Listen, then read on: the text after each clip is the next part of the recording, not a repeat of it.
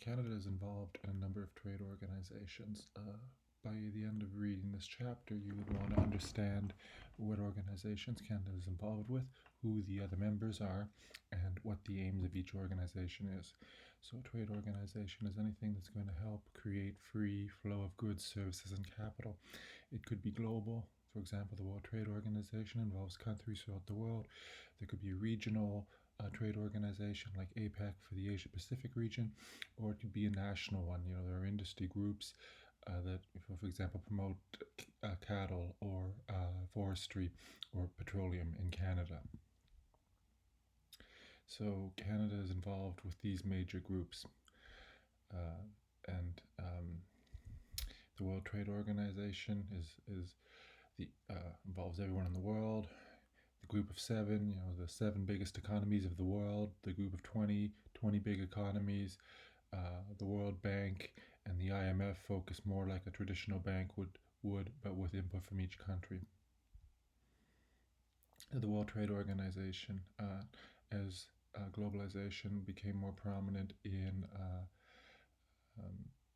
the 90s, it was established to improve trade liberalization. It resolves disputes, so the idea is it sets the rules for what the rights of intellectual property, what kind of government subsidies are allowed, and if there is a dispute, countries can challenge it. As you can see, almost everyone in the world is a member of the World Trade Organization. 164 countries have joined, and it helps negotiate so that there can be agreements throughout the world. To sort of have a uniform set of rules throughout the world rather than individual pacts between countries. And then again, they can resolve disputes if one country challenges what the other is doing. So most recently, they've been reviewing COVID-19 farm subsidies to see whether that's an appropriate government subsidy or not. They were talking about intellectual property in Saudi Arabia to making sure that it's consistent with the rest of the world, about whether carbon taxes would be a reasonable tax to impose or whether it would be an infringement on trade. For example, last year the US challenged retaliatory tariffs by China, Canada, Mexico, Turkey, and the EU. They're been putting tariffs on Canadian aluminum, and then Canada puts products on other US products, and it goes back and forth. Most recently, Donald Trump complained that these 5 countries were putting an unfair tariff on US goods. The Asian Pacific Economic Cooperation Group was founded in 1989, and it involves countries that border along the Pacific Ocean. It's about 60% of global GDP. You can see who's involved. It's another group with Canada and the US, but then it's looking towards Asia for some of the other members. The idea is, again, to have free trade in the Pacific region, to have good prosperity in the region, and also just develop everyone in that community. So some things that they did in 2020 was organizing COVID-19 relief. Obviously, that's going to be a big global issue this year.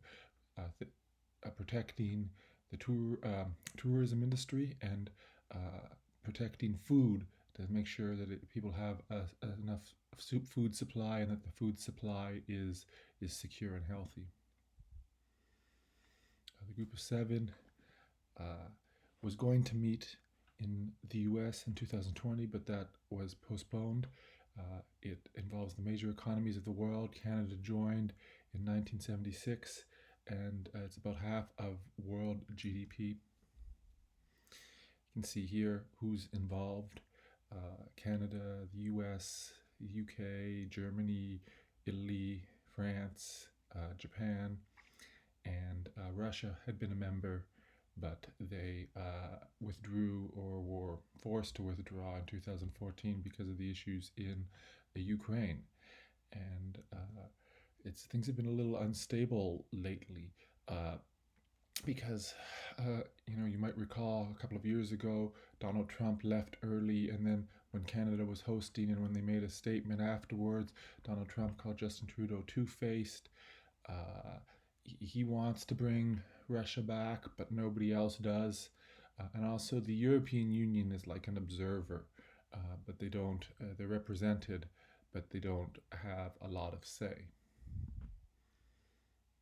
So what they want to do again is growth and prosperity, solve any big problems, address issues like the environment, energy, poverty, issues that will affect the whole world. So what they have done recently, talking about intellectual trade, reducing intellectual property. There's different copyright laws throughout the world. Uh, Simplifying trade barriers, dealing with Iran, Libya, and Ukraine. This was from 2019 when their most recent meeting occurred.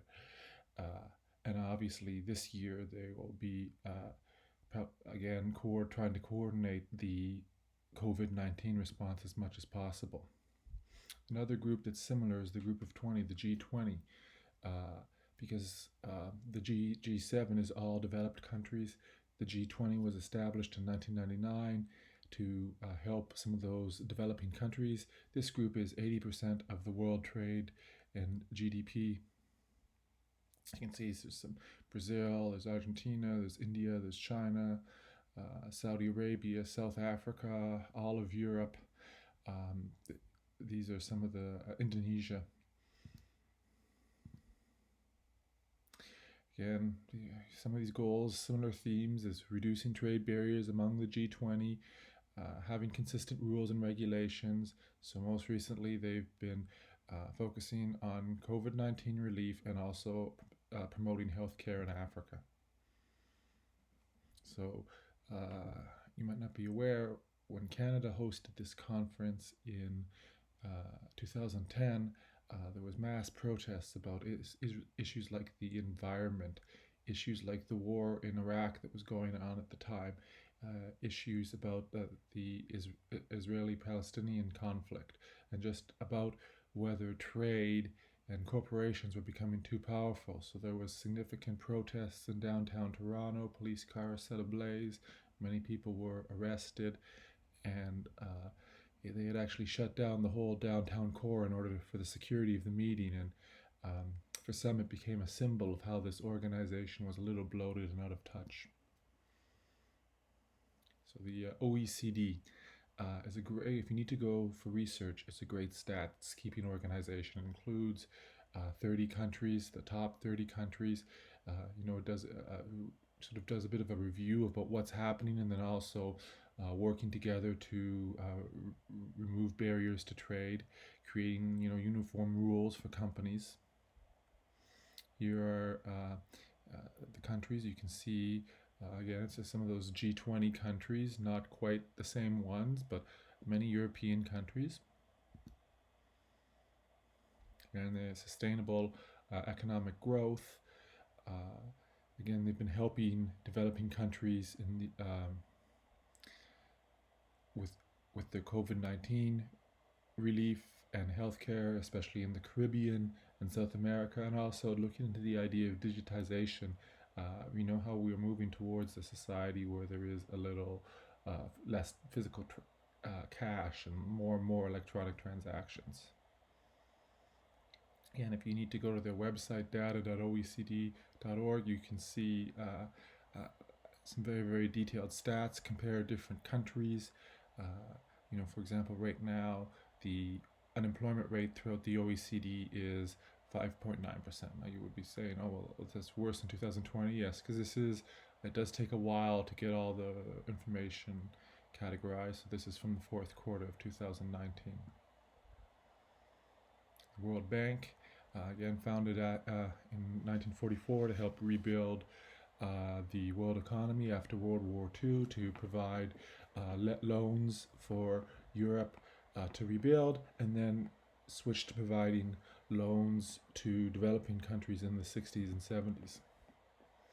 And again, these helps with education, healthcare infrastructure. Countries can get loans to, for example, develop transportation infrastructure, to build a factory, to give out loans to small businesses. Some of the things they've done recently is suspended $12 billion in debt and working on the COVID-19 response in Central Asia and Europe. And just some of the criticism of the World Bank is that they sometimes it's a way for the developing countries to get loans, but then as a condition for receiving those loans, there's high interest rates, and the developed countries try to enforce more trade on them. The IMF, created in 1945, is a way to sort of just provide more loans. So the goal of the IMF to lend money to emerging and developing countries and give them some training on what to do and encourage sort of responsible economic policies that are not corrupt. In addition to studying some of the insolvencies that are happening because of COVID-19, one of its summer activities was to contribute to the digitization of sub-Saharan Africa. That is, making sure that there's the network connection and the computers to go along with the digital economy, and also improving food security in that area. Okay, there's the UN. This is a little bit more political. You know, to help prevent a world war, to resolve disputes, to help with human rights, to work to eliminate hunger, disease, illiteracy. They have their influence on the economy includes the International Labour Organization, the IMF, the World Bank. For example, they recently gave $1.8 billion to Sudan to help them with poverty, peace, and democracy in that country.